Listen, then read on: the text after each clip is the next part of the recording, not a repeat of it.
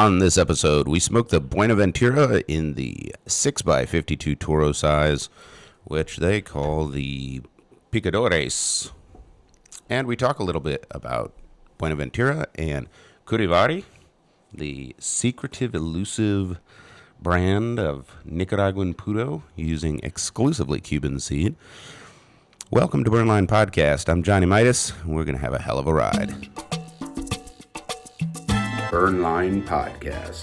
The burn line on a well-crafted cigar is straight and sharp as a razor, much like our wit and wisdom. And what's up, everybody, ladies and gentlemen, boys and girls, children of all ages, over the age of 21. You are listening to Burnline Podcast, coming to you, as always, not live, from the Hot Box, the smoky back room where deals are struck and fortunes are made, nestled amongst the complex of rooms that comprise Union Cigar, Hanover, Pennsylvania, USA. And we got some WD-40 on the door. Yeah. The door that separates the Hot Box from the Blanco Lounge, the only Blanco Lounge in North America. It's not sticky anymore. Yeah, so if we get spied on this time, you won't hear that in the background. So score one for the audio department on that. All right, so we're smoking a pretty cool cigar. So this is the Buenaventura, and there's a couple of things about this cigar that I think we need to talk about before we kind of get into it. We always talk about presentation. It has the cheapest box you can have without going into cardboard. Very reminiscent of pre-embargo Cubans. Even has the like the seal of approval on the side. And same thing with the label, man. Like, that looks just like a pre-embargo Cuban. You know, Monte Cristo, think about some of the common branding. And then, God, what a gorgeous wrapper. Like, it's like clay with a slight shine to it. Looks like a Nicaraguan leaf, if you ask me. And these are Nicaraguan puros. Everything they make. It comes wrapped in cello with the barcode for the retailer on the back that includes the size, the Vitola. I like that so much. Yeah, like they were thinking about the retailer. I love that. I do, think this is a cigar that looks better unwrapped. Yeah. No cello. As most cigars. Just because it's so classic looking, in this kind of flip-top cigar box, without cello in this wrapper, it would look like pre-embargo Cuban, so, like retro or something. I wouldn't know. Yeah. That was well before you were conceived there, El Fumo. I think when that happened, my dad was like 2. Yeah, right. I don't remember either, but I have watched, mob movies, so I know it happened. Yeah. So we talk about presentation a lot on our cigars, and this is a really interesting presentation. Now, something that sort of affects the presentation. We'll talk about adds to or subtracts from or whatever, but affects the presentation is the price. Yep. Right. So this retails for $6.25. So it's a Toro. Good bit of tobacco. Has a really interesting look. Yeah. You almost think you're buying a house cigar. You almost think you're buying a house cigar. Yeah, I think so. And with the $6.25 price tag, especially if you've never heard of it before, right? I think that's a great call. What's interesting, though, is a lot of folks that aren't into the history of cigars, either because they're not old or they're just, not that into it. The branding doesn't matter, right? So this looks like so many pre-embargo Cuban boxes, and it's carried over. So Monte Cristo has a lot of boxes that look like this. Fuente, most of their boxes are just like this, and they brought that with them from Cuba, right? Other than that, it's not really associated. Same thing with the simple band. Yeah. Right? I like it. Reminds me of Padron, for example. Yeah. Although they have a double. This is like stamped to look like it's double layered. right? Yeah. But it's a single layer band. Yep. I think that's lost on some of the modern crowd. Yeah. And so it kind of just looks like low-end cigar, maybe a house cigar. Yep. Well, we're going to find out just how accurate that kind of thing is. But why don't we go ahead and get the cigar cut first? The official cutting is brought to you by Fat Boy Cigars. The bold and delicious flavors of premium hand-selected tobacco leaves are highlighted in the original Jacked cigar by Fat Boy Cigars and the Jacked 2. And don't forget to try the Fat Boy Cigars Boots on the Ground, Series 1 and Series 2. For every cigar you purchase in this series, Fat Boy Cigars will donate $1 to charities benefiting our frontline heroes. Fat Boy Cigars, welcome to the Fat Boys world. And I am cutting mine with my Craftsman's Bench open-ended double guillotine cutter.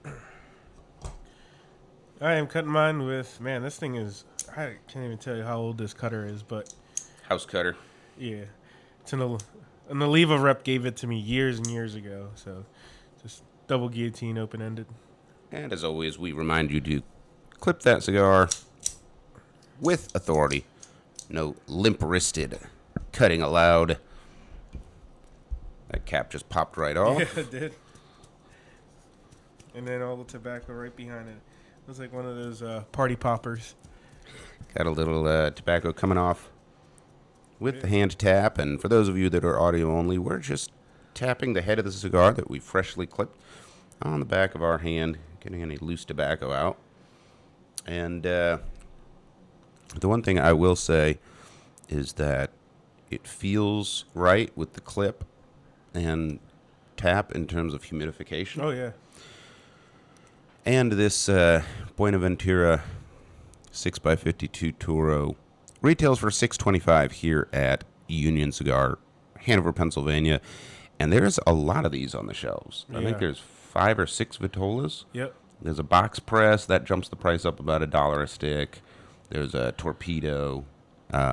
There's everything from like a dark Maduro to a Connecticut. Yep. So broad selection. This cigar is not particularly advertised as anything, right? And we'll talk about the presentation and boxing and all of that a little bit more. So I would call this a natural. It is Nicaraguan, which means that it probably got a decent amount of sun. I think if you're used to smoking like Nicaraguan cigars, it would probably be fair to compare this with like a Perdomo sun-grown in terms of expectation, what I would expect just looking at it. Clipped pretty good, and you can see I've got enough room for a second cut if I want it. Looks like you got a little bit more off of yours. Yep. And you like that freer draw, so that should work out well. I think it is time to light these bad boys up. I don't know if I'll get some tunneling or not. Look at that. You see how there's 5 way it was It's bunched? interesting. It is interesting, yeah. So at least I have 5 good draw channels, I guess you could call it. All right, let's get these cigars lit up so we can start enjoying them. The official lighting is brought to you by 2C Premium Coffee. Keep your day fueled with delicious premium coffee from 2C Premium Coffee, featuring select beans from Bali, Kenya, Ethiopia, and around the world. 2C Premium uses continual roasting so that you are always getting a truly fresh cup of premium coffee. 2C Premium Coffee, because life is too short for bad coffee. And we really enjoy working with Teresa out there in the Berg. And actually, we've got a care package from her coming up. So let's get these lit so that we can start enjoying them, and then we'll jump into this coffee. And I am lighting up with my Johnny Midas 10-ounce gold ingot soft flame butane lighter. One of a million. Yes, one of a kind. And I'm using that Fujima again. Single flame torch. Okay. Now that I have refueled it, we have a strong flame again. Yep. So we're not going to be struggling, and it's not a large cigar. And we can kind of see the difference as we light up between like those two different styles. So this is a single flame soft flame. Yours is a single flame torch. Yours will probably get lit faster. Mine will probably get lit better. Whop, whop, whop. Yeah, I have more room for roasting. you do have more room to fuck up. And as always, we remind you, toasted, not roasted. You want to treat the fine cigar with the respect it deserves. Yeah, you got to remember sometimes, like, you're not just smoking a thing. You're literally smoking a piece of art because somebody poured their heart and soul into the stick. And you're combusting and sending up into flames. That's right. Like years and years of people's lives. Oh, yeah. You know, it's like adding water to whiskey. Better have a fucking steady hand, my man. Maybe just like a drop or two. I guess very Cuban. That is a lot of smoke. It is, yeah. So we'll talk about Buenaventura and Curivari in a minute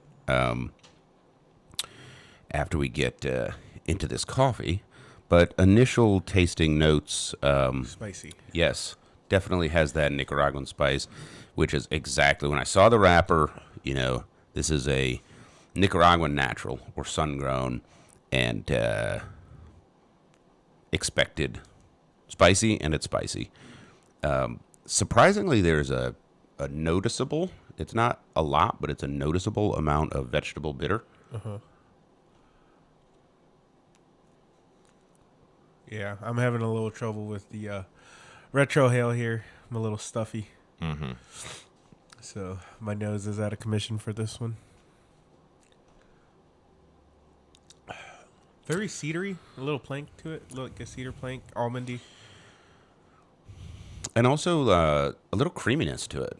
Yeah. You know, as bizarre as this sounds, right? If you took like heavy whipping cream and you started frothing it with like a milk frother, right? And then you started sprinkling mostly black pepper with a pinch of cayenne pepper into it. And then you kind of like dipped an almond twig in there. Mm-hmm. That's what this cigar tastes like to me. I'm getting a little chocolatey at the end too. I don't know if you're picking up on that. Maybe if you took a pinch of cocoa powder and dropped it into that cream mixture. Yeah, I'm getting a little bit right at the end as it comes out the nose, but again, hard for you to compare the retrohale since you can't. Yeah, I gotcha. Interesting. So on the first quarter inch, which by the way, on every cigar I've ever smoked, if you toast it properly, the first quarter inch always tastes differently. Yep. I don't know why. Maybe it's seasoning your palate or something for later. Speaking of 2C premium coffee, we have got this care package from 2C. And I've got a bunch of stuff in here. So here is... Oh, very nice. I like the bag. A love letter to Burnline Podcast, complete with some coffee profiles. Nice. This is proprietary. That doesn't get out. Nobody gets to see this. Super secret. Yeah, the bag is cool. It's like black, like Burnline Podcast. And we've got... Like El Fumo. some blends. Ooh. Unmarked bags. That's an eighth right there. And here's what we're doing, guys. We talked about this on the show a little bit before. We are working with 2C, and hopefully we're going to be able to put out a Burnline blend. Ooh. A blend of coffee, hand-selected by El Fumo and Johnny Midas to pair perfectly with cigars. Yeah, we are picking the beans. We will go to Yes, Honduras. we are hand picking. Well, at least one. One bean. One pod. Right? Yeah. Don't they come in pods? Yeah. Yeah. But yeah, we are selecting. That's a better word. we're not going to pick the beans, but we're going to select the roast. That's the plan anyway. So, and we're going to do some of that on the show. So I've got some hot water, and then here's my Union Cigar mug. And Teresa sent me this. Thank you so much for this. Oh man, that's Single cool. drip pour over it. Look at it. Yeah. Look how cool that is. Is that like a percolator? No, Yeah, not it's a drip coffee. You just Cool. set it right in your cup, Dude, that is awesome. isn't it? So I've got these. These are pre-ground, and I think I know which one I want to try first. And we are going to try. What do you got there? If you don't mind reading it, or are we not allowed? Well, we're not going to read it. It is proprietary. Ah. But I will show you. No one else can see. Pick a card, any card. All right. So I was thinking this guy. That one? Yeah. Oh, yeah. I like that one, too, because I know what kind of notes you'll get from that. Yeah. All right. So let's try this one first. Okay. And why don't you slide your cup over? Oh, careful with my Buenaventura. We'll get back to you, Mr. Cigar. Yeah, I got to puff it to keep it lit. As was discussed in one of the tips of the week was puff on it every once in a while. Yep. And we're going to go ahead and open this up with my Leatherman Skeletool in OD green. Now, this is my coffee spoon. I know it sounds weird. Yep. But I know down to the gram how much it holds. See how I leave that 1/4-inch strip around the back of the spoon? Yep. Because I'm putting in exactly as much coffee as I want. Now, you don't need, I guess, paper for this then, right? No, this is the strainer built in. Cool. Yeah. So now we're just going to pour over. And I'm not making a lot of coffee because we want to taste a few of them. Right. Just want to get the notes. We still steaming? Yeah. Yeah, it's still, it's not quite 165 degrees, but Yeah. it's hot enough. Tell you what, McDonald's has the world's worst hot coffee ever. Does it? I don't think I've ever tried it. Don't. Just an insult to coffee. So we're just letting this drip through. Looks so cool. It's really cool. You can kind of see it working there. You know what's funny? It actually gives you that caramely. Since it's in a whiskey glass, it almost looks like a caramely whiskey color anyway. Yeah, well, this particular bean is very light, right? It's not just the roasting process, the actual physical bean. And then also it's not a dark roast, which means it's much higher in caffeine. Yep. You know, typically what we'd call a breakfast coffee. Yeah. You know, I was lied to growing up. Not growing up, but being an adult. Whenever you go to the gas station or you go to places that aren't really coffee places, they're like, "Oh yeah, dark roast. You want that? That's the caffeinist." And no, it's the other way. Yeah, like I love espresso. I got an espresso machine at work, and not a real one, an Nespresso, Right. rapid fire. Yeah, it's like 60 grams or milligrams or micrograms or whatever of caffeine. Like, so a regular, large cup of coffee is like 200, 180. So this double shot is like you can have 2 of those and it's less than a cup of coffee. Huh. So, all right. So transfer that over. Why don't you take that, give that a sip. I'm going to go dump these grounds out and pour my own. All That right. tastes so good. Does it? Oh my god. Well, shit. I got to make my own now. Hurry up. All right. So while we're messing around with our chemistry experiment here to have some amazing coffee, why don't you start talking to me about this Buenaventura cigar and Curivari, because this is really fascinating to me. And I'm going to go ahead and give a spoiler alert. Why don't you start talking about it, though? Okay, Curivari. So Curivari is the family came from, of course, like everybody else did, Cuba, and they brought some Cuban seeds with them, and so they've been cultivating these Cuban seeds ever since. So their thing is that they're using 100% Cuban seed grown in Nicaragua. Criollo and corojo. Corojo, yep. Yep. And so this is a Nicaraguan puro. I think you mentioned it at the beginning. I already forgot. But All of their cigars are. yeah. And that's what they pride themselves in.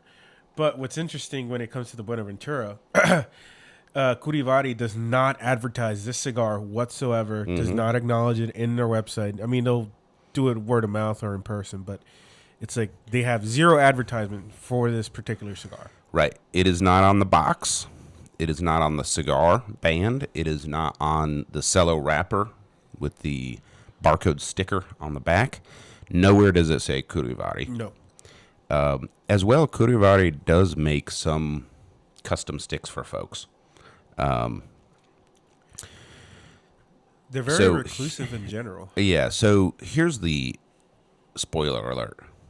These are premium cigars. These easily compete with everything from Curivari, but the Buenaventura in particular.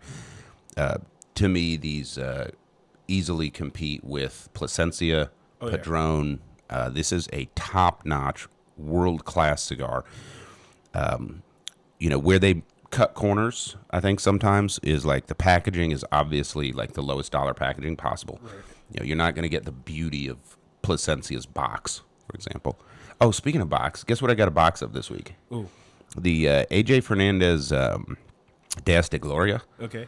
And what a gorgeous box, man. It is. It's like that red lacquer with like gold accents. That lot, not just Diaz de Gloria, but like that AJ, like New World, and Oh yeah. The San Lotano is gorgeous too. Yeah, the artwork on those boxes is amazing. Mm-hmm. And well, contrast that with Buenaventura. Obviously, they're saving money in the packaging. Same thing with the bands. Like I said, there's a bunch of Vitolas out there, but they all have the same band. Yeah. And like this, they didn't even nail it or screw it with like those cheap hinges that cigar. It's just tape, whatever you want to call this. Yeah. Like that's your sticker hinge movement. Yeah.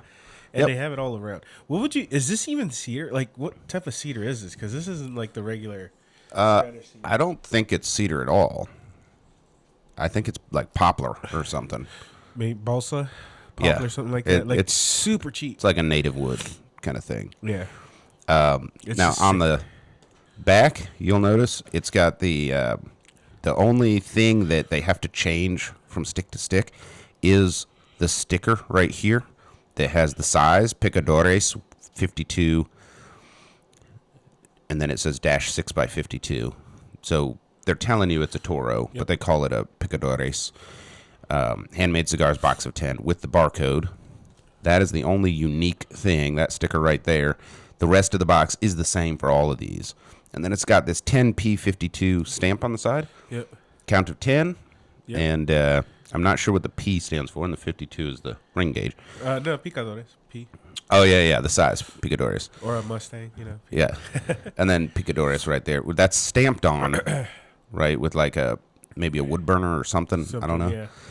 Yeah. Those are the only unique characteristics, which keeps the cost of the packaging way down. Yep.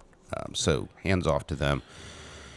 When I look at the wrapper leaf, I do have that one thing right there on the cap, right? I'm not sure what that is, right? So it's not perfect by any means. And you noticed your fill on both ends. Like you had some almost like stems that came out, little pockets.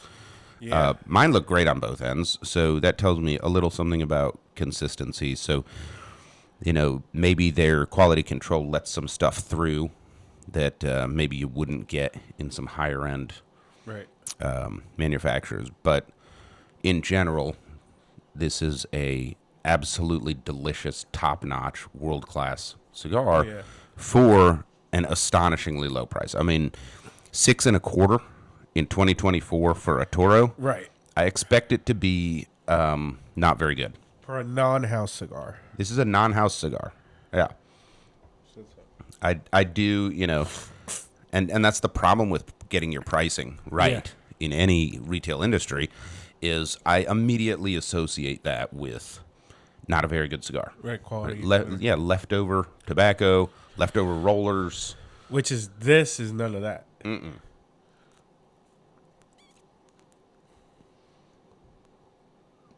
Now, some of that will come out when we rank the cigar, but it's a little bit of a spoiler alert. There is a huge cult following for these cigars around the U.S., despite the fact that I will talk to people who've been smoking cigars for years and they've never even heard of it. Right. This is like one of the most known, unknown cigars. And probably half of the people I speak to that know what Buenaventura is have never heard of Curivari. Mm-hmm. They don't know where they come from. Yep. They just know them as Buenaventuras. Yeah. Oh, wow. That is a golden rounded tone on this coffee. Definitely notes of brown sugar, a touch of maple. Yep. Very smooth. Very smooth. Very smooth. That rounds out pretty well with a lot of cigars. Like that could go with a Connecticut or a Maduro. Yeah. That's probably high on my list. It goes really well with the cigar too. Just pairing it. So this guy has got definitely like some creamy vanilla notes. Yeah. Let's see. I think the spice is probably I don't know, predominant's not the right word, but you can't get around it, right? There's just Nicaraguan pepper all over this thing. I think surprisingly, like the earth element is very toned down, though. There is a creaminess, and there is I think the cocoa note is picking up a little bit. Yep. So where the coffee plays well with this is when you put the two flavors together, you get this honey note that isn't individually noticeable in the coffee or the cigar. Really interesting, kind of getting the oil from the coffee on your palate, Yeah. and then smoking the cigar. This like honey note comes out. Really interesting because I wouldn't associate sweet with this cigar too much. No. Definitely with a coffee. Put the two together, and it really embellishes the notes, I think.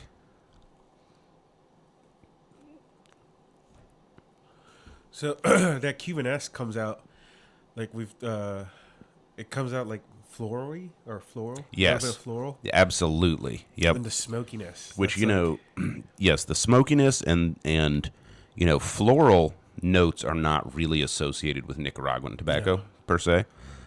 They are associated with Cuban and to a lesser extent Dominican, which most of your Dominican tobacco, same story, came over from Cuba. Because if you think about it, like Dominican and Cuban kind of mimic the same environment. Yeah. As where like Nicaragua, Honduras, and Brazil and Ecuador are kind of, Different. different, even though they're close. Yeah, they're not islands, for example. The elevation is dramatically different. Different wherever, Yeah. So it's interesting that they pulled that through. The smokiness, the floral, definitely reminiscent of Cuban. The packaging and presentation, reminiscent of Cuban. And I think that's what they were going for. Yeah. As a tobacconist, you probably have those people that come in and say, hey, do you have any Cubans? Yeah. No, but I got this. Yes, exactly. So the Deus de Gloria, that's an obvious choice, but so is the Buenaventura. I would say that the thing that sets the Buenaventura apart that you want to be careful about is it is strong and peppery, and not a lot of Cubans fall into that profile. Right. A lot of people, when they say Cuban, they're looking for like strong, high nicotine content, but mid-bodied, a smoother, lighter cigar. Yep. Like the Casa de Cuba. Great example. There was there's 2 pages I read. I think they were retailers, online retailers. They both described this as a medium strength, but this is not. I wouldn't call this a medium strength. This is just above that. Yeah, it's again, it goes back into the argument that we've been having on this show for years, which is for a year anyway, which is like there's a difference to me between body and strength. Yeah. And I would say this is a mid-body, full-strength cigar, right? Like you can feel the nicotine already. Yeah. It is a high-strength cigar, right? Not like the one we had, what was it, last week, the Plasencia 151? That was strong. Yeah, that was crazy from the first pop. Right, it's not that strong, but it's strong. But the body is definitely like, more mellow, rounded, mid-bodied kind of profile. So yeah, I kind of separate those in my mind. I'm about an inch in. It's burning well. You can see the burn line I call it a rustic burn line. Mm-hmm. It's definitely following the contours of the leaf and the stems and veins and stuff. Ash is stacking up pretty nicely. It looks like it's reasonably well aged and fermented tobacco. I wonder if that's because, like I said earlier, the way it was rolled. This is my burn line. It's kind of like wavy. Yeah, yeah. I think so. I think that does have to do with the construction to some extent. Yeah. So I'm pulling up the website right now for Curivari, and y'all can look at it. Obviously not mobile optimized. So 1995 called. They want their website back. Yeah, exactly. It looks like your simple DOS. So here's what's interesting. Okay. So you go here. This is the home page, and it has this tobacco culture. This is the splash page. The handmade cigar is the epitome of the tobacco culture. In all our cigars, we use only the traditional Cuban cigar-making process with authentic Cuban criollo and corojo seeds grown in Nicaragua. From cultivation to fermentation and aging, we know that every detail makes a difference. During this time, every single leaf has been touched by the hands of our people to complete maturity. Only then the full deep aroma of tobacco truly develops. Every blend created for perfect balance is inspired by tobacco. Curivari cigars are made with 100% cuban-seed Nicaraguan tobacco. We blend for a classic Cuban flavor profile that we enjoy, not with focus on strength, but more looking for flavor and aroma in a right balance. All cigars are finished with a triple cap. It is a recognition to the efforts, our pride, and honor when you enjoy our cigars. Curivari. That is it. Yeah. And then on the side, they have 4 cigars that you can click into and look at. The Selección Privada, Gloria de León, El Gran Rey, and Reserva Limitada in 3 types, Clásica, Café, and 1000 series. When you click on those, we'll click on the Selección Privada.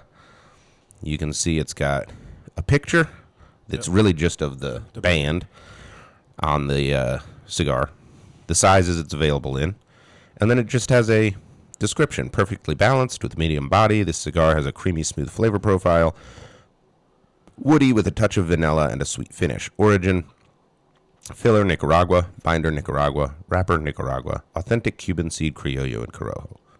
By the way, that origin statement is the same for all their cigars. The Buenaventura is not on here. No, it is not. They don't even say that they make it. There is nothing about where they are. There's nothing about where the factory is, the rollers, anything. And if you click on the Contact Us button, it literally just comes up with an email. cucigar@gmail.com. It almost sounds like a scam. Like it's out of somebody's basement, kind of like burnline@gmail.com. Don't forget to reach out and drop us a line, ladies and gentlemen. Why do we have burnline@gmail.com? Because it's free. Yeah. We don't have burnline.com. Right. Or burnlinepodcast.com. So same thing here. Curivari Cigars International, LLC. Email, cucigars@gmail.com. So because of this, they have like a reputation for being secretive. Yeah. And, there's almost like, they almost took it too far. So what's really cool is because they haven't like put a bunch of money into this stuff, they don't have to charge a lot for their cigars. No. They don't have to pay the salary of the marketing guy. It's probably, the website is probably like, Cousin Reyes or something, just like, oh, I had a few minutes on Saturday, to update the webpage or something. It literally looks like it hasn't been updated in 20 years. It does. Absolutely. And I'm pretty sure that's what happened. They said, oh, that website's done. Okay, call it a day. Just make sure to pay the right. It's good the enough. domain rights. Right. But so, unfortunately, there is a problem there. Right. And the problem is if you're not telling your own story, people are going to tell your story for you. Right. Yeah. So we do have a bunch of urban legends out there about Buenaventura and Curivari. And I will tell you a few that I've heard. Have you heard any gossip about the company? Nothing crazy. Not really? No. Okay. So here's 3 top lies about Buenaventura. Number 1, Curivari is owned and run by a family that has a hit on them from the Cuban government, and they stay quiet and secretive because they don't want to get killed in their sleep. That actually sounds pretty cool. It sounds like it could actually be true. It's like, okay, that's about 85% believable. But to be fair, that is a story that is repeated occasionally, mostly under the influence of alcohol in cigar lounges around the U.S. And they are wanted precisely for smuggling cuban-seed out of Cuba. Yeah. Which is like almost every tobacco, every cigar maker. Yeah. So gossip number 2, Curivari uses leaf from Plasencia that, maybe didn't make the cut or something like that. And that's why their low profile is they're associated with a company that doesn't want anyone to know. Right. That is directly in conflict with the third piece of gossip I've heard about the cigar, which is that they use leftover tobacco from Padron for the same reasons, because it's a Padron cigar for a third of the price. Nobody wants anybody to know anything about where it comes from, where it's rolled, et cetera, et cetera. Yeah. Obviously, those two can't both be true. I guess they could be. Maybe. But seems unlikely. Maybe they're both true. Yeah, they use some leftovers from both companies. Who knows? I doubt it because not that I'm an expert or anything in dissecting this, but it doesn't really taste like a Plasencia or. It doesn't taste like a Padron at all. No. It's definitely closer to some Plasencia blends, but it doesn't taste like a. For one thing, the pepper content is too high. Yeah.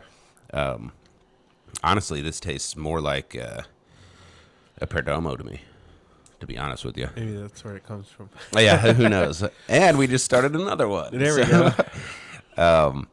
But here's my takeaway from that gossip. A couple of things, but right off the top is Plasencia and Padron are like the two big high-quality Nicaraguan producers. Yeah. Like, they are world-class. And if you're associating the cigar with them, that tells you that it's really fucking good. Yeah. Right? And that you can't deny. No.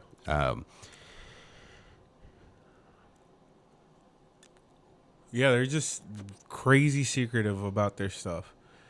Or maybe not secretive so much as they just don't care. Right. They've They got a just- business. It works. It's kind of like Tesla. Yeah. You know, itself. It's just word of mouth. Yeah, like he doesn't have to they don't have to advertise. Right. They're not putting the effort in because they don't need to. Everybody or else whatever. does it for them. They literally get free advertisement like crazy. Yeah. All right. Well, we're going to jump on a few more tasting notes on this Buenaventura by Curivari and gossip some more. But before that, I think it is time for our tobacconist tip of the week. And now your tobacconist tip of the week with Angel Solorio. We were talking about butanes the other day, and just stuff in general about it. There's a couple butanes that I use. Zippo, I've used Zippo. Their butane's pretty good. Zycar is probably the best.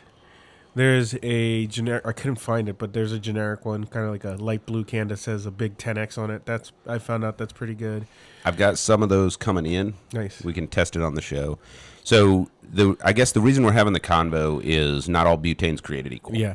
Right. And probably the worst one I've used is the Ronson Yeah. Ronson. Yeah. Is probably the worst one.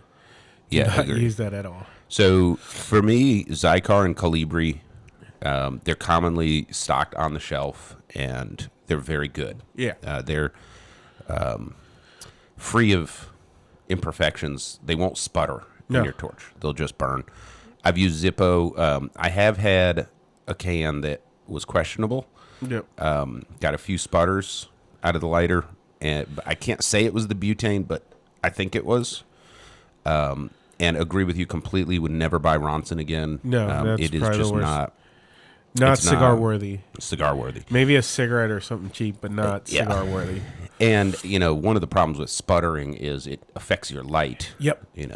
Um, And actually, I've had issues with the Ronson, not only with the lighting part, but I'm pretty sure it affected my flavor before. It's just very oily. really. Yeah. Interesting. So, of course, butane is used for a lot of stuff, Right. you know, for lighting, not just cigars.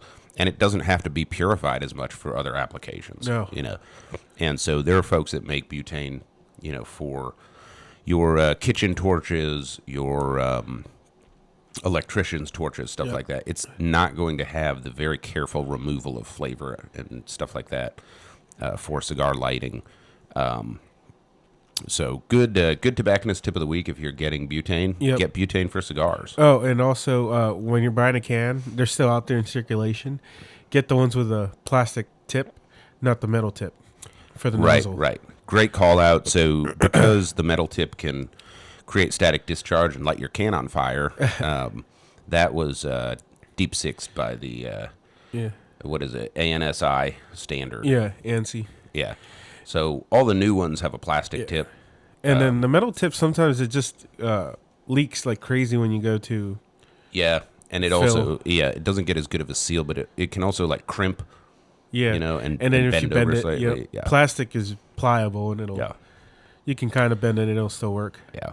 And some of the old torches, like they don't make them like this anymore. No. But they had that really tiny, almost like soup can sleeve So around it's- the nipple, Yeah, like this like one. that one. Yeah, And this you is can, one of the older styles. Yeah, and you can bend that little thing of metal over Mm-hmm. with the metal tip on the butane can, and then You're done. yeah, like that's a real disaster. Yep. So, yeah, that's... Buy butane. Do not cheap out when you're buying for your cigars. And you know, the couple bucks you might save on buying that generic butane, Yeah. you know, online or something, like you might really regret that. So Yeah. don't take the chance, dude. It's a couple bucks. Right. You know, get the real butane. Good, great tip of the week there, El Fumo, and we are enjoying the Buenaventura Picadores, which is a 6x52 Toro. Which, by the way, the Picadores means like picker, harvester. That's the name of this Vitola. In case Yeah, you're- they have interesting Vitola names. Yeah. Yeah. So, again, this is made by Curivari, even though you can't find it on the Curivari website or on the box. Yeah. Unless I'm pretty sure if you talk to somebody in the industry, they got to know. Well, I talked to 3 people in the industry, 2 retailers and 1 creator about this. The retailers had an interesting take, right? Their take was it's a really, really great cigar Yep. for a low price. But there's other great sticks at low prices on the shelf as well.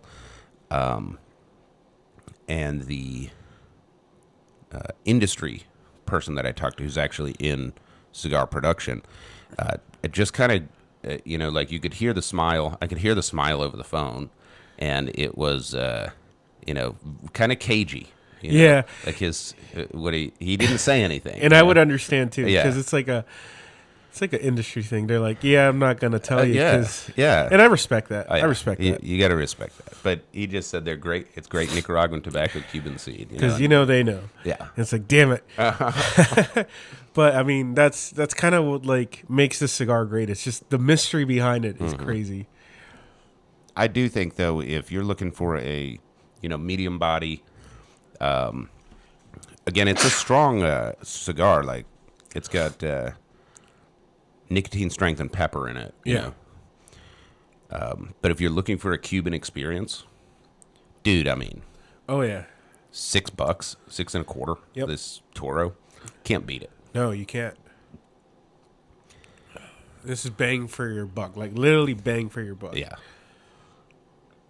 And you're right. It's crazy to find something this price of this year. Like another spoiler alert in my news of the week. There's 3 more manufacturers bumping up the prices.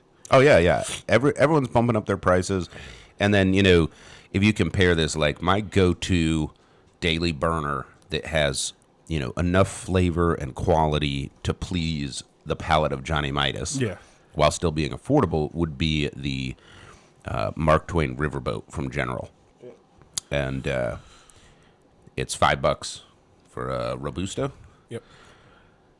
I've got a few of those in my drawer. Well, this is a Toro for $6.25. Yeah. And also it's way better. And I think from what I can remember from when the first time I smoked it to now, which was probably 2012, this has probably only gone up 50 cents to 75 Yeah. cents in Yeah. 10 years, while everybody else has gone over $1. Yeah, yeah. Speaking of which, did you know that the hot dog and Coke at Costco is still $1.50? Yep. That was the price in 1981. No kidding. Yeah. But that's expensive for 1981, though. It's normal.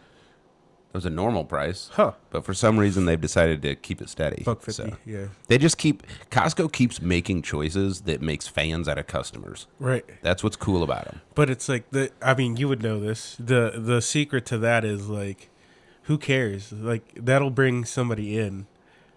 Right. And they're like, that's the point. It's like they're spending hundreds of bucks anyway. And then, like, their thing is, you know how much they've made from people just coming in to get the hot dog? They're like, I'm already here. Might as well. Like, that's the thinking behind it, the business part of it. Well, Buenaventura has kept their prices low as well. And here we are. And here we are, smoking them. So I'm going to go ahead and prep the next coffee. So do you want me to dump the rest of your coffee, or you want to chug that real No, fast? I'll dump it. All right. I'm going to dump that while you talk a little bit more about Buenaventura. Yeah, this was, unfortunately, it's not going to make it's made the top 20, it's made the top 5. It was number 2 cigar back in, like, 2012. But it hasn't, not to my knowledge, that it's made number 1. But like I said, this brand relies on word of mouth, and honestly, it's worked so far.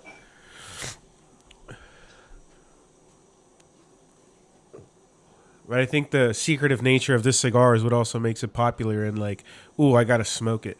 For those who know, and like, if you're learning about this cigar on this podcast just now, we've done our job in how they want this cigar to be advertised. So, like I said, free advertisement. Yeah, and I think one of the challenges, when it comes to cigar rankings from, the big names, when the Buenaventura kind of broke onto the scene, of course, they got this attention and they got a ranking. And then the lack of any kind of advertisement dollars, whatever, I do think that that's affected the fact that it's not really on the list anymore, right, despite still being a hell of a cigar. Yeah, I think when that happened, everybody was like, that I remember, it was like, what the hell is even that? Never even heard of it. How'd that even make it? Yeah, I remember there was a little bit of like, what the hell is this dark horse? And it's still described as a boutique.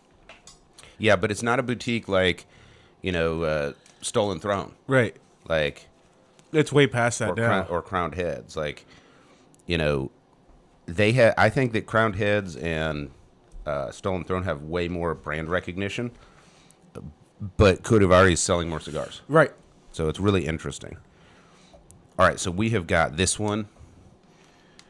So do you want to try? Okay, let's go. So let's do this guy. I have a feeling what the notes are going to be on that. Interesting blend. We're just going to get this. Does it say on the bag specifically where from? No, I have those details over here. Okay, that's fine. Yep. My super secret tasting notes in the background. Speaking of brand secrecy. Right. So it just goes with the episode. So it goes with the episode, yeah. Yeah. So that's pretty awesome to have, to be able to talk about 2 industry secrets in one episode. So what's really cool about this cigar is I'm in the second third now, and that cedar, it's definitely picked up. Oh. So it's more cedary. The peppery has calmed down a little bit. I would say that the vegetable bitter is a little stronger. And the cream is still there, but I do think I think it was creamier in the first inch or so. Yeah, that's gone. I'm pretty much in the final third. Yeah, you're dude, it is not a good time for El Fumo today. struggling with the old sinuses. don't like it. I had that last week. I'm about done with it, though. Yeah. I just sweat it out at the gym.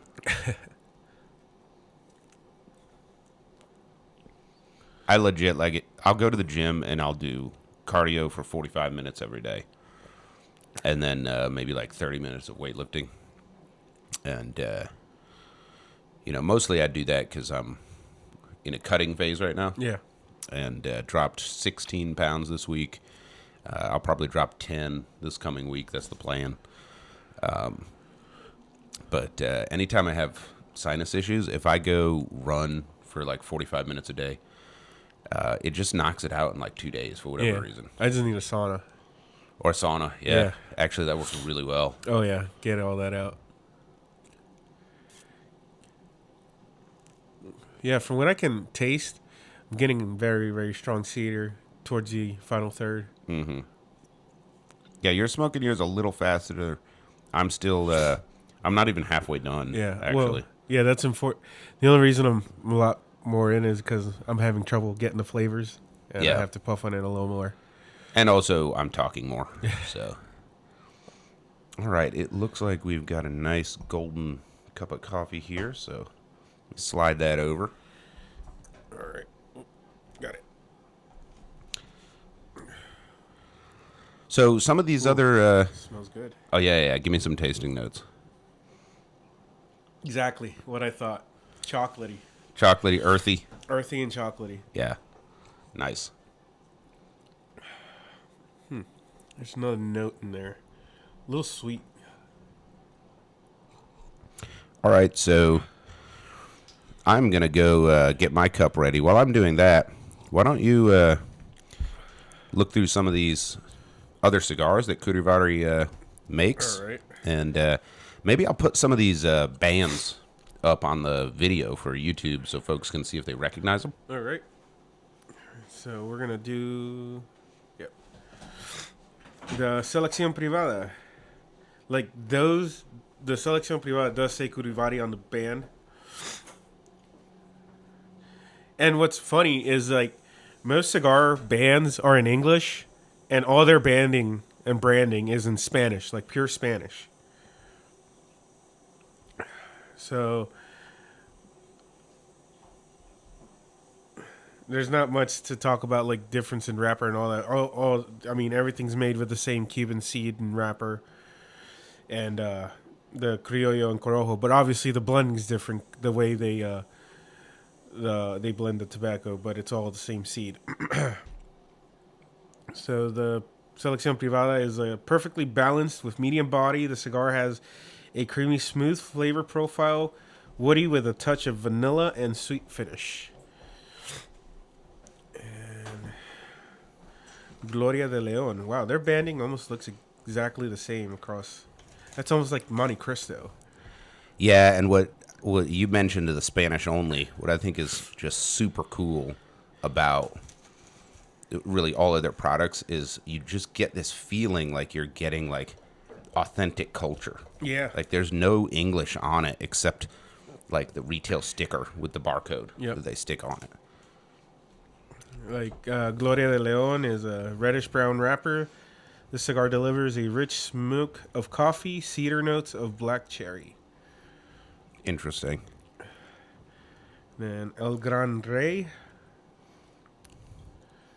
That one is a full-body cigar, is rich and spicy, exquisitely balanced with a core of sweet spices, caramel, honey, and a long, complex finish. So the Reserva Limitada Clásica, a dark, oily wrapper with a full-bodied.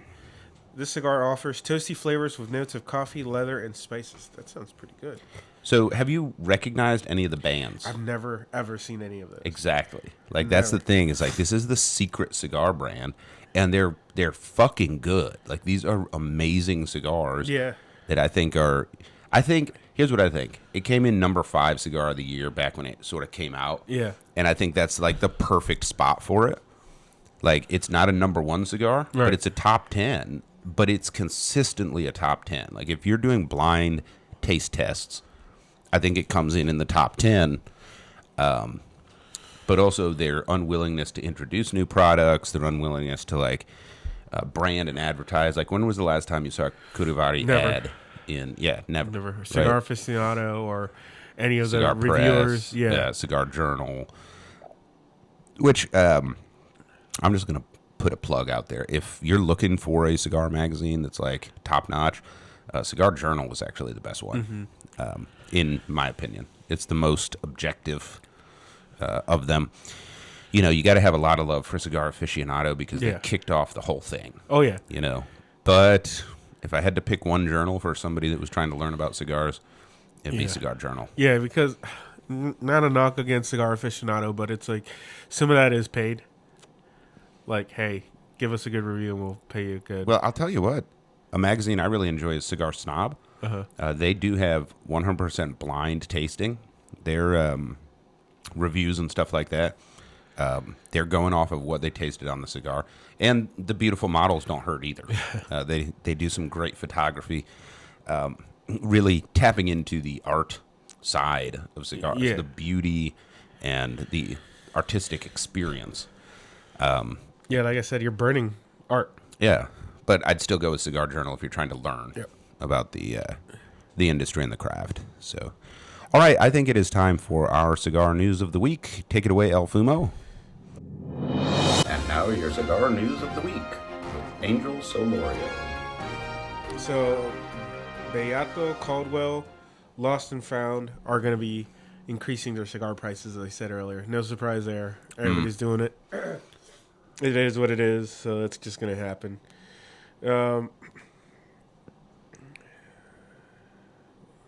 So Colorado is going to pass a bill that allows counties, not statewide, so it's kind of weird, but they're going to allow counties to ban flavored tobacco products. So the state's saying, we're not going to do anything, but if a county wants to, we'll let them. Right. That's just weird. And But I think that's how America should be. yeah. I think we should push decision making to the lowest level possible. Yeah. Right. And I think the counties should say, okay, it's up to individual cities. You know, let the cities compete on that. But it sounds. I get, because the biggest thing is, it's the children. I don't know. I think it's a little too much, honestly. Well, I would just like to see a scientific study on demographics. I would like to see. Yeah, legit. Like, you guys are just kind of Making assumptions? Right, throwing stuff into at the wall and seeing what sticks. When I was a teenager, now, you know, I grew up a certain way. I drive a quarter-century-old Toyota 4Runner with a 3-inch lift and 35-inch motors. Yeah. And, you know, I've got a hunting rifle collection, you know. So when I was growing up, like, the coolest thing would be to sneak a backwoods or a Lucky Strike unfiltered, you know, and, you know, be like a wilderness man, you know. So I can see two things. I can see folks buying the cheap, you know, foil pack cigarillos at the gas station to try and be a grown up because you can afford them. Yeah. Right. And I can also see buying those and taking the stuffing out and putting something else in there. Yeah. You know, because that's their main purpose. Let's be honest with that. Yes, that's their main purpose. So, you know, I kind of understand, like, don't advertise and market products that appeal to teenagers who really don't like smoking. They want something else, which is why they're going for the flavor. But they're going to, you know, suffer ill effects medically, and also, you know, there's the addiction factor, right? I kind of understand that, but lumping that kind of shit in with premium cigars, you know, long filler, hand rolled, it's just bullshit. Oh yeah, and you don't have. I mean, they don't even have the disposable income to line up. I mean, hell, $6.25 for a Toro, assuming they could even stomach this, which they couldn't. Right. You know, that's expensive. Yeah. You know, $6.25 for one stick. And unless you're going to sit down for, I mean, I've been smoking this for an hour and I'm halfway done. Yeah. You know, you don't even have time for that. No. So that's my thing is, like, I don't mind, you know, trying to protect folks, but the lack of skill by these politicians is just gobsmacking. Not really. Not at this point. It's just not surprising at all. As always, not a political or religious show, so... No, it's just the politics of tobacco. unfortunately. Unfortunately, you can't separate them. So. No. All right, what other news do you have for us So this week? another legal issue. California seeks to create a registered list of allowed tobacco products. Oh, So that's a terrible idea. Way more restrictive. It's a terrible idea. So you're going to have to, every time you release a new Vitola, you're going to have to register it? Most likely. I don't know if you're familiar, but California, I actually just found this out not that long ago, probably a few months ago. California has essentially banned all flavored tobacco products. So I'm guessing no acids or anything. I don't know. I mean, I'm not from California. I don't really talk to anybody, so I haven't really heard. It doesn't make waves. I don't care so much because I don't smoke flavored tobacco products. So it doesn't really, affect me. Yeah. Typical California overreach. All right. Do you have something that's a little bit, like cool? Because those both suck. Yeah. Yeah. Any news? We just got to throw it out there, man. It's like, unfortunately, politicians attacking our rights and our hobby. I mean, it's a everyday now. West Tampa Tobacco is re-releasing the Attic series. Nice. But, they are going to first release it to Daily Cigars, which is, I'm not sure if you're familiar with them. Yeah. They're out of Phoenix, and he has a pretty good YouTube following. So West Tampa's interesting to me because I fucking love their branding. Like, their boxes are so cool. Yeah. A lot of their branding is awesome. It's very rustic. I'm not a huge fan of their cigars, though. No. But that's just me, so. All right, and then... Sorry. Whoop. There's not much going on today. Or as far as... As far as cigar news. Yeah, there's not much going on. This is not really that interesting, but I guess it's just branding-wise. But they don't really need to do anything brand, really. EP Carrillo renames Tabacalera La Alancia as Casa Carrillo. Alianza. So a lot of people are familiar with that brand. Alianza, yeah. So I actually heard the daughter, they're grooming the kids to take over the brand, but I heard the daughter on a podcast saying that Carrillo is really working to rebrand and bring some of their brands under the Carrillo name because it has such brand power. So Carrillo produces a few sticks. Some of them are really good that don't say Carrillo on them. Yeah. And Alianza is one of those brands. So Casa Carrillo, that is a step in that direction. Yeah. Right? What's the one that I'm thinking of that Carrillo makes that's really good and doesn't say Carrillo on it, and it's a little lower priced? I cannot think of it on the top of my head. You know the stick I'm talking about, though, Yeah. right? And I can't remember what it's called. I can see it. Yeah, I can see it in my mind, and it doesn't say Carrillo anywhere on it. No. But last piece of news here. No surprise. JM Tobacco just debuting the Española Year of the Dragon. Another Year Year of the Dragon. So we need to publish a list. Here's the 17 Year of the Dragon cigars. you're right. It's like just so many people making Year of the Dragons, and the list goes on for Gurkha for people to sue. Yeah. It's like, All right, so we're wrapping up this Buenaventura by Curivari, and it's changed a little bit as we've smoked it. I think I think there's finally maybe an earth note in there, and vegetable bitter is emerging, along with strong cedar as we near the end. The pepper has tamed down, but it is still there, and it's on my palate. So when I stop smoking it, and I'm just sitting here talking or drinking tobacco, I can still taste pepper on my entire tongue and roof of my mouth. yep. I think mid-body is accurate but strong strength. So interesting. And there is a floral note throughout the whole thing. Yep. Very reminiscent of Cuban cigars, but with a definite Nicaraguan stamp to it. Yeah. And I will bet you my Bremont Supermarine S500 blue dial that this is Esteli tobacco. I mean, You know, you can taste it.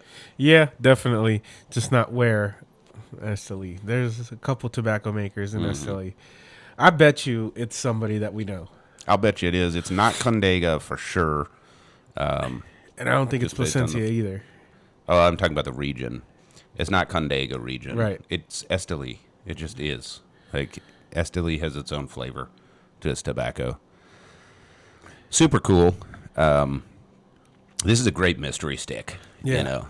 But we will rank it in a minute and talk about the price and the presentation and all that. But first, on to the socials. We do have a new follower on YouTube.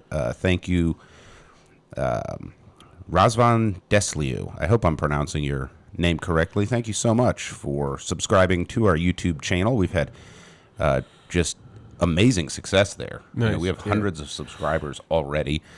So thanks for following. And we have some interaction with our poll on Spotify. So if you listen on Spotify, there is a poll. What was smoking about this episode and the Monte Cristo Classic Series? We might have read this last time. But Odin's Blood says, man, I don't know. I want to love Monte Cristo, but I can't disagree. $16 is just too much for this stick. So thank you for interacting with the podcast. And we are available on pretty much every platform. Yep. Apple Podcasts, used to be called iTunes, Google Podcasts, Spotify, and now we have the video on YouTube. So like, subscribe, share, and leave ratings. We do have a 4.5-star rating on Spotify. So thanks for everybody that took the time to rank the show. That just helps get the word out there. And we do want this to be your show. We smoke what we like and drink the coffee that we like. But we'd like to hear more from you guys. So you can reach out, burnlinepodcast@gmail.com, or hit us up on Facebook, Instagram, at Burnline Podcast, and drop us a line. Let us know what you're thinking. You can DM us or comment on our posts, and we will try to make this show more of what you like and less of what you don't like for the least possible effort.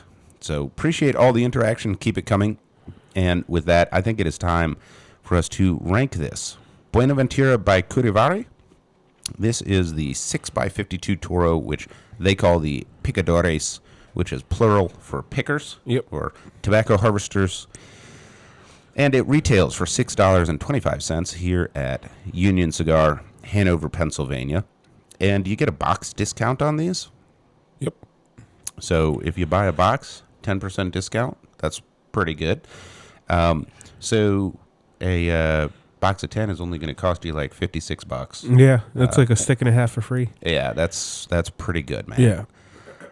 So let's go ahead and rank this cigar, and we're going to start with presentation. And I'll tell you, I've got a few thoughts here that sort of conflict, right? Yeah. And the first is, for somebody that is into cigars and the history of cigars, as soon as I see this box on the shelf, my heart just leaps in my chest, and I just think of pre-embargo Cuban and classic cigars. And there's this little thing in the back of my mind that's like, it's a gimmick. They're trying to get you. But I'm instantly drawn to it on the shelf. Yeah. Right. But that conflicts with, that's not something everybody sees or knows about anymore. Right. If you're not a historian or you're not really old. Right. And you're a newer smoker, you have no idea. Have no idea. Right. So give me your thoughts and ranking on the presentation, El Fumo. So presentation, I'm going to only give it an 8. Not because it's bad, but it's very simple, and you're not going to grab the attention of a newer smoker. But like to us, like you said, it's to the point, and you know what you're getting.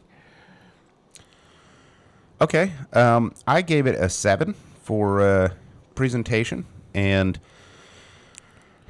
you know, the main reason that, 7 is still a good rating. 8 is a very good rating.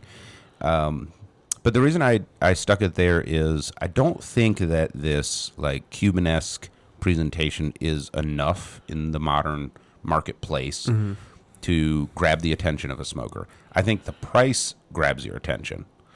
I don't think the packaging does. If I took these out of the cello, I would absolutely have a box of these in my humidor. Yeah. Just because they look like Cubans. Yeah. I like that look. It's like a 57 Chevy. Yeah. But if you're walking into a car dealership, I was in the Toyota dealership the other day, and they had a Cressida, like 82 or something. I know what that is. Yeah. Red. And I went over and I looked at it and was like, oh, that's pretty cool. But I wasn't looking at it to buy it. Right. And Maybe. I kind of feel like, if the price is right. But, I feel the same way about this, where it's like, it might grab your eye, but not necessarily like, I want to buy that, And you're competing against some fucking gorgeous art these days. Yeah. Right? But I think it's on brand with their brand, though. Like, just the fact that they don't care. Mm-hmm. Yeah, they have this really, really cool, like, devil may care attitude about their products that is kind of attractive.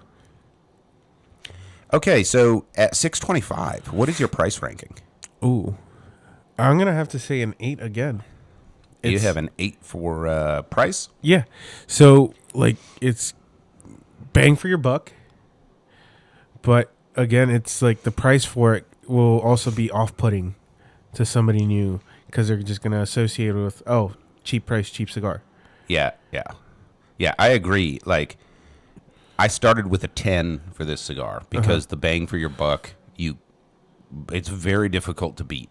Now, we are sponsored by Fat Boy Cigars. Yeah. That was another cigar where, you're getting like a big Bahique-esque cigar for like $7.25.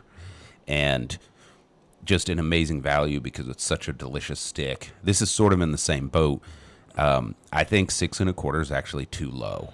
So as a consumer and on a consumer podcast, that seems weird to say, but absolutely think some people are going to walk by because it's like a house stick or something. And, at that price point, I'm associating it with much lower quality products, right? They could price this at $16 and sell it. Yeah. They would have to match the branding to it. But if you compare this to the Monte Cristo we smoked for $16, this is better. Oh, yeah. Right?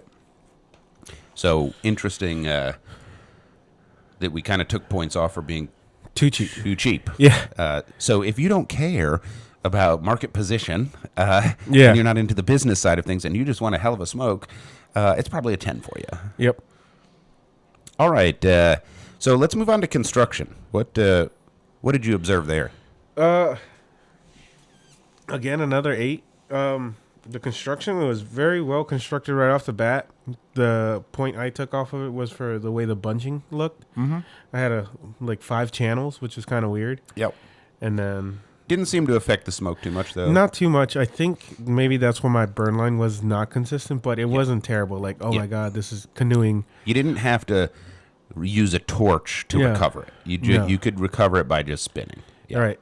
And then, but when I went to cut it, all that stuff came out, which is fine. And I did the hand job and all that other stuff. But even as I was smoking it, I got a flake or two. And a little loose. Yeah. I think. Once you started smoking it. Yeah, I think 8 is fair. I usually start with 10, count down. And, I have to take points off for the inconsistent bunching. And, you had like these channels in yours. Mine looked a little better, but that speaks to consistency. And then I don't like this stuff up by the cap. No. Right? Like, it didn't affect the smoke, but it did affect how it looks, and presentation is important and all of that. And it could have some of this crap up here by the cap could have peeled off. It didn't, but still, I'm going to take a point off for that. So I have an 8 as well for construction. It has burned fine, good smoke output, but you do get these little, almost like micro tunnels. Yeah. They don't turn into tunnels, but they're very worrisome. Right. You're like looking at it. You're like, shit, I'm tunneling, but you're not. Yeah. All right. And then how about flavor? So, I mean, I wouldn't call it a flavor bomb, but a very flavorful cigar. Right. Not in everybody's wheelhouse, though. I have smoked a couple Cubans before. This is definitely a little bit more flavorful than the actual Cubans. Mm-hmm. The floral note and the cedar. A little less aromatic and florally than a Cuban, but a lot more pepper and more cedar. I understand what you're saying. Yeah. Good medium, well-rounded medium body. Yeah. With high strength. So what do you think for flavor? I'm going to give it an 8. Yeah, I had an 8 as well. Yeah, because not much change in the notes. So. Yeah. Yeah, I had an 8 as well. A little, like the cream dropped off. There's a hint of earth now. The vegetable bitter picked up, which is fine. I like the changing cigar. That's not my favorite flavor, though. Right. In a cigar. So, if it had been like picking up in chocolate notes or something, I think it might have got a 9. I think 8 is a real solid score there. And then let's talk about experience. Okay. So experience is actually, so it's not the cigar's fault. It's mainly my issue. I'm stuffy, trying to get over a cold. But from what I could experience with it, it was actually a low maintenance cigar, and it burned well. The environment was right. And I'm going to give it an 8 though, still.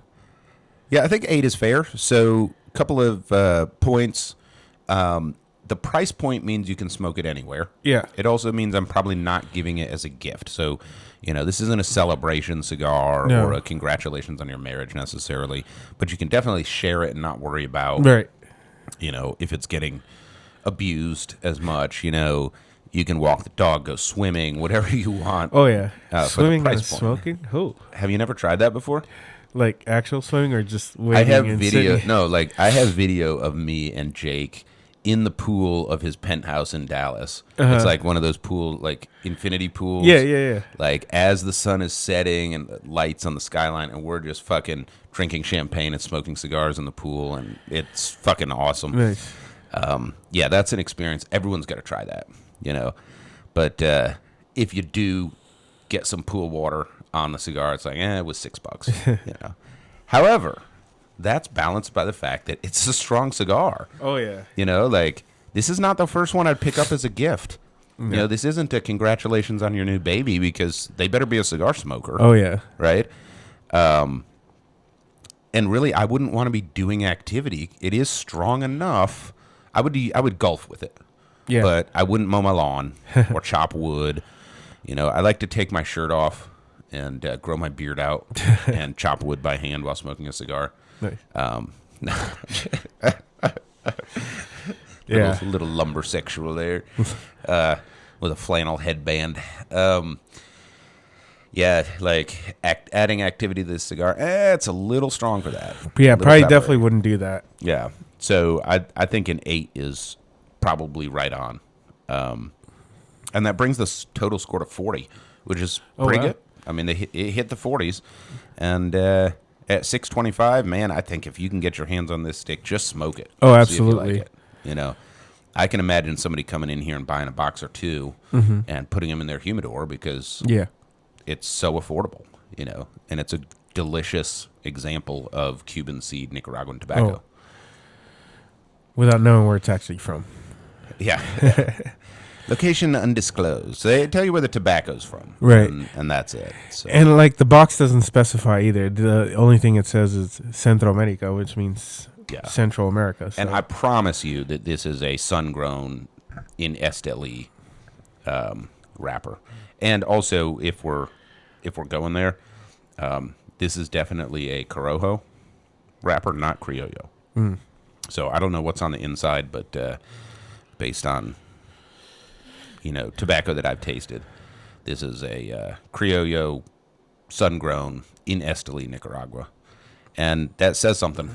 Yeah, that I can taste all that. So, and that is it. That's what we've got for you today. The Buenaventura, and this was the 6x52, produced by Curivari, despite the fact that it doesn't say it anywhere on the box.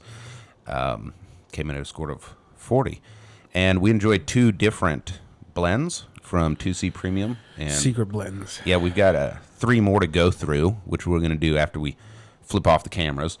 Turn the cameras off. And then hopefully we're going to put together a blend specifically for smoking cigars and drinking coffee. Hopefully we can pull that off. So that is our gift to all of you guys out there in YouTube land. From Johnny Midas and El Fumo, thanks for joining us. Have a great week.